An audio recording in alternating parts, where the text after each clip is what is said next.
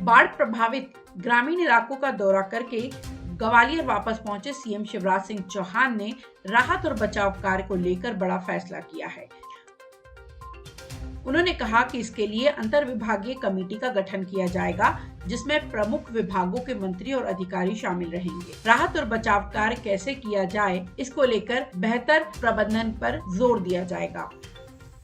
बिजली, पानी, सड़क की उपलब्धता और बाढ़ का पानी उतरने के बाद पनपने वाली बीमारियों पर अंकुश लगाने के लिए सरकार तेजी से काम करेगी।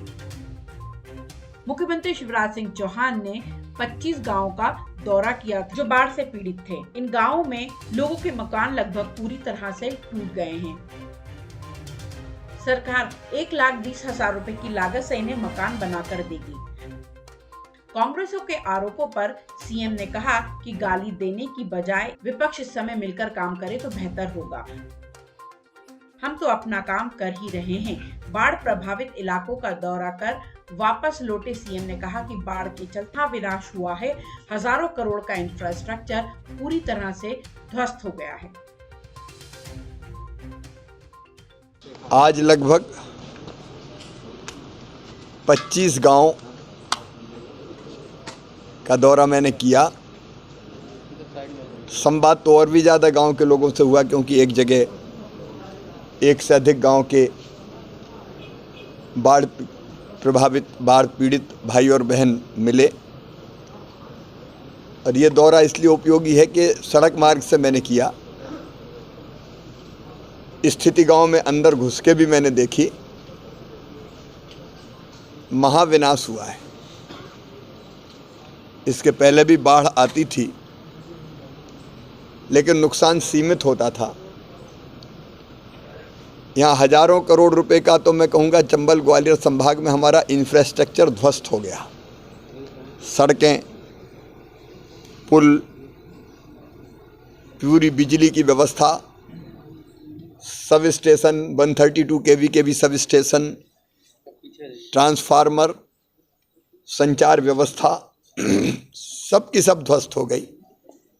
पानी इतने बेग से और इतनी तेज़ी से आया कि बाकी चीज़ें नहीं बचा पाए। 60,000 रुपये का मकान बन जाए, गरीब का फिर से खड़ा हो जाए, उसकी हम व्यवस्था करेंगे। सर्वे के बाद ये काम प्रारंभ करेंगे। उसके साथ ही साथ घर का अनाज, कपड़े, बर्तन, ज़रूरी चीज़ें, उनको भी नुकसान पहुंचा है, उसका भी आकलन करके उसके लिए भी कुछ राहत की राशि देने की व्यवस्था करेंगे। कुछ दुकानों में, कई दुकानों में भी पानी भरने के कारण उनको भी, व्यापारी भी, विशेषकर छोटे व्यापारी काफ़ी नुकसान हुआ है, तो उसके लिए भी क्षति का आकलन करके प्रावधान अनुसार हम राहत की राशि उनको भी देंगे।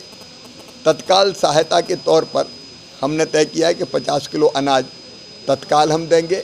और उसके साथ कई जगह मुझे बताया कि पशु भी बहे हैं।